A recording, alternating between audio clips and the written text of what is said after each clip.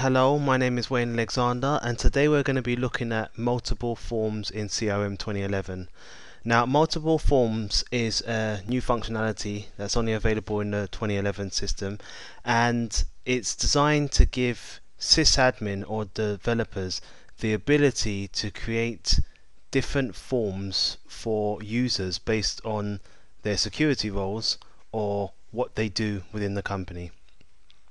And today, what we're going to do is we're going to create a couple of multiple forms for a particular entity. I'm using the web version. I can confirm the Outlook version is exactly the same process. So what I'm going to do is I'm going to go ahead and click on Settings. And once I go to Settings, I'm just going to go ahead and click on Solutions. As you know, if I was to click on Customizations, I would be customizing my default solution.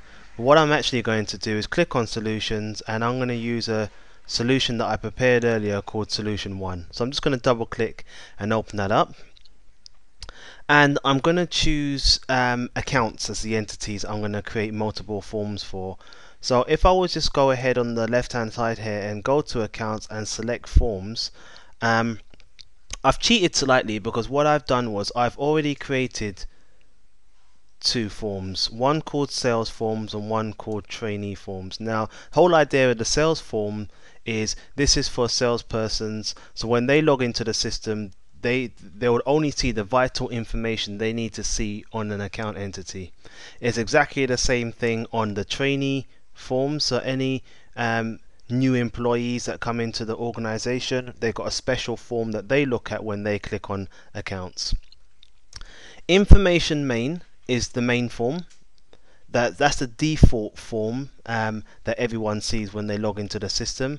And then you have information mobile, as you know, which is the default mobile form.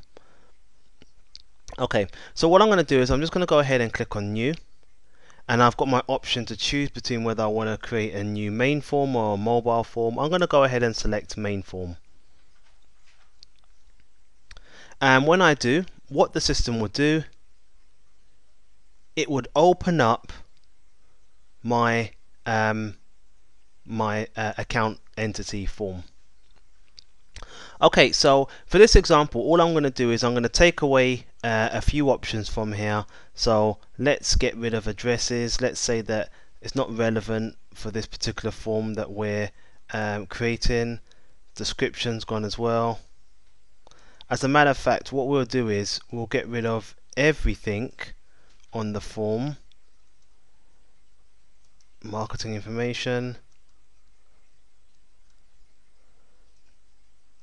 Let's get rid of details there as well. So we're literally only going to leave the general information, which is the account details and the notes and activities. I'm also going to go over to the header, and what I'm going to do in here is just quickly add some fields to my header. So let's just add city there. I mean, the whole idea of doing this is to show you that you can customize these forms based on people that are going to actually use them to specify directly to their needs. So I'm just going to add a few more fields here. I'm going to go over to the left navigation now, and let's take out a few items. So we don't want auditing history in there for this particular form. So let's just say that all we'll have is activities, close activities and contacts. If I go over to the sales section, what I'm actually going to do is I'm going to pull opportunities back into sales. I'm going to get rid of contracts because I don't want that, and I'm going to remove processes as well. So you can imagine what we've done there is we've just customized our form. Last but certainly not least, I'm going to go ahead and click on Save As. And it's a good idea to give the form a name. Try to be as descriptive as possible, and I'll show you exactly why in just a moment. So as an example, I'm going to call this HR form. Click OK, and then what I'm going to do is I'm going to go ahead and save and close. As always, I'm going to go ahead and publish all customizations. Now the whole idea of these main forms is you would create the main form and then you would assign a security role to the form. And what that would mean is, if I just go back in there and show you, so let me just double click and open back up the HR form.